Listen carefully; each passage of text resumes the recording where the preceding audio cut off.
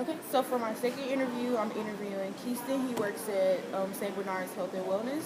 So let's just jump right into the questions. So, what college did you attend, and what did you get your degree in?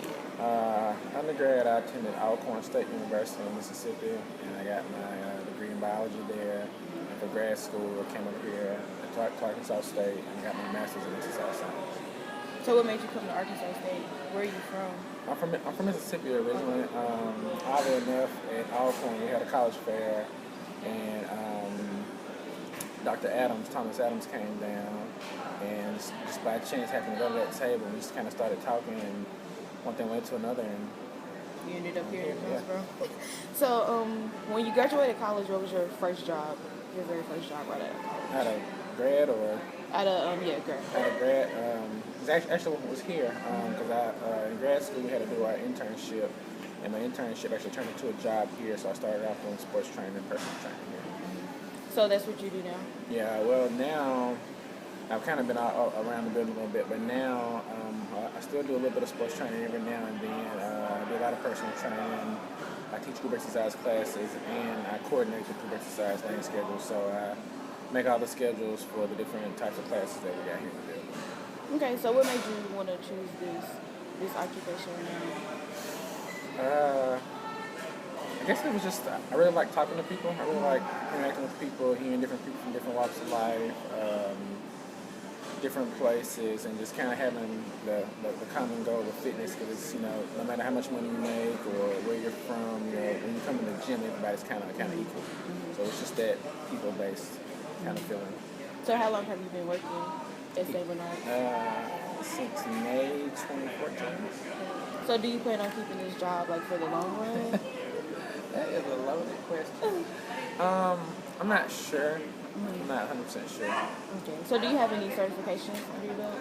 Yeah, I've got my SCSM personal trainer, USAW sports performance coach, and CPRA.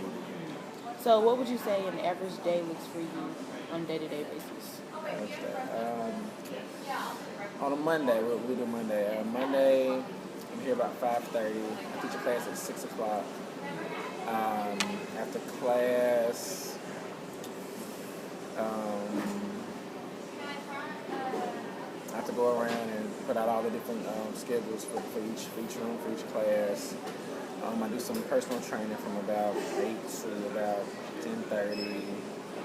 Go back to my office, do the work in there, take a lunch, do some more PT after lunch, and then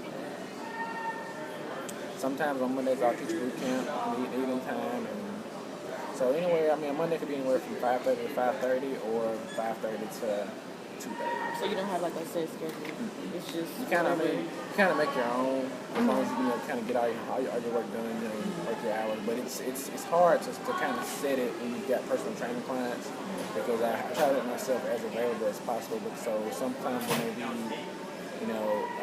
8:30 client may need to come in at 2:30 in the evening, or they may need to come in 6:30 in the morning. So I kind of let myself be open for them, so I don't have to so that we're not set to one particular time.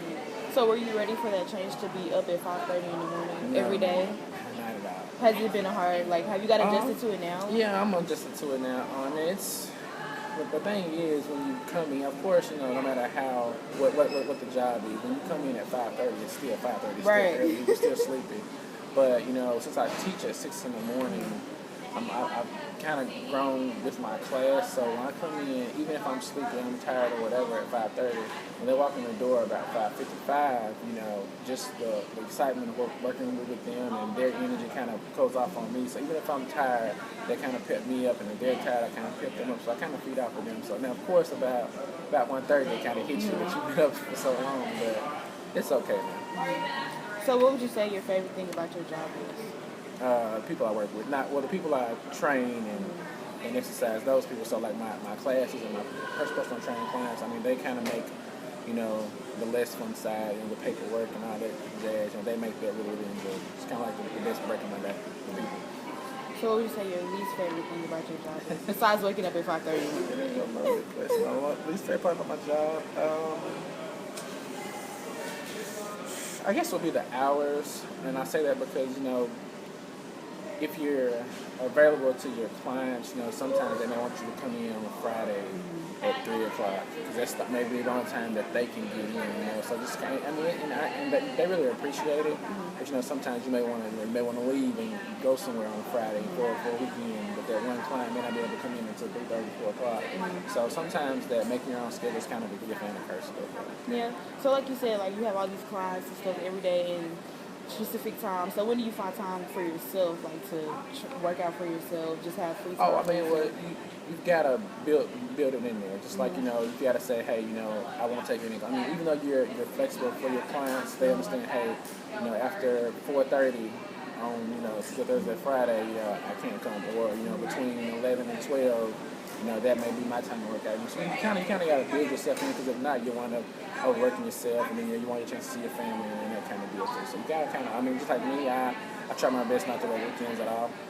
Friday, I try to be out of here about no later than 2, unless clients got to really dig on that week. But you just kind of got to, you have to make time for yourself. If not, you kind of get lost in the shuffle. Yeah. It's really easy to.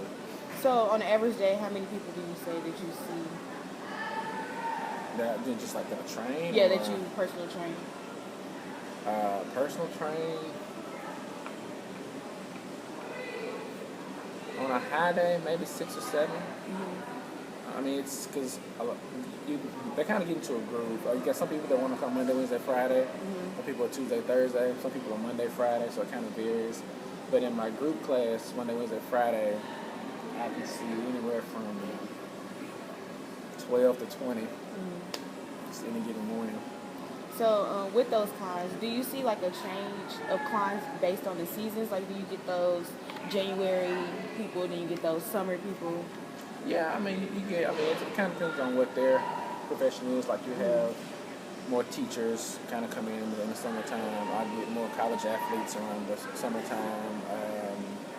When kids pick up in school really hard and sports and things start to happen, you kind of see those drift out a little bit, and they'll pick up when the summer comes back in.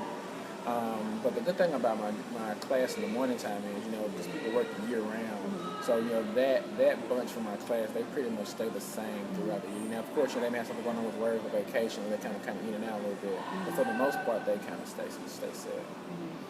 So, what would you say is the most rewarding part about your job?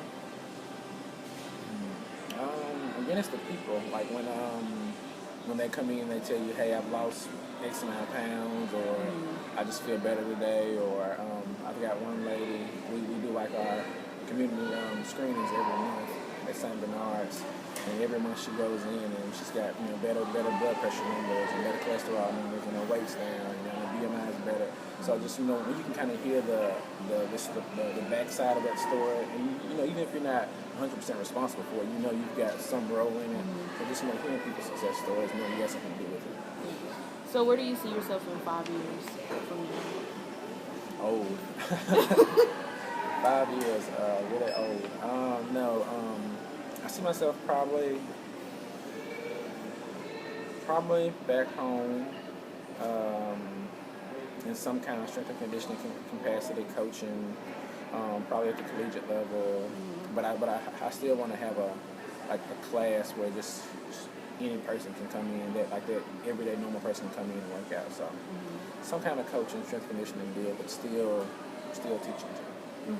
So with you being a personal trainer and you saying you want to go into coaching, we've had a lot of people come into our class and say that if you get into those professions, you need to make sure that your family is there with you, like supporting you, because there's going to be many of days, when you don't get to see your family all the time. So would you say that personal training and coaching is probably a career, is not a career for someone that's, wanting to be more family oriented?